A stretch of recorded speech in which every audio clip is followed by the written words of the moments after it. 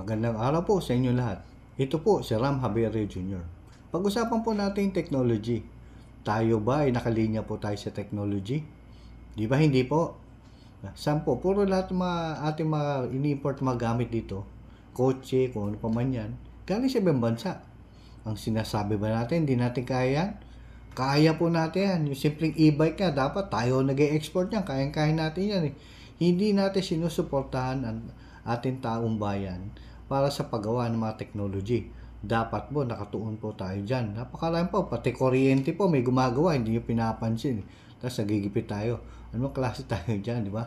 Sinasayang po natin yung pagkakataon. Ang dami po natin matatalino dito ng tao. Gumawa ng baril, arestado kayo, illegal yung baril ninyo, di ba? Sa Cebu. Mali dapat enhance nyo, tapos tulungan natin para gumagawa tayo ng sariling baril natin.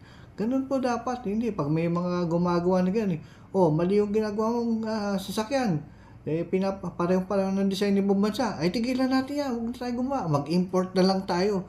Ganun ba ang ating diskarte sa mga ganyan? Dapat, baguhin mo yung design, di ba? Tuloy pa rin.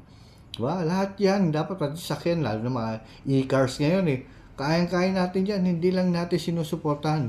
Yung bomb machine Yung robot kayang-kaya, ginagawa nga dito, pero sinuportahan ba natin? Hindi. Gawin natin, bumili tayo sa ibang bansa, napakamahal. Wag na lang, wala na tayo. Dapat yan, suportahan natin. Kasi dyan tayo, yayaman, isa yan. Importanteng tutukan yan. Di ba? Yung technology. Walang tumututok sa atin dyan. Napakagandang bagay yan. Sana po matutukan yan. Para sa akin, pabor ako dyan.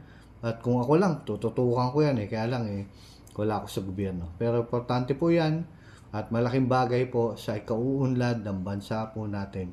Yun lamang po. Magandang araw po sa inyo lahat.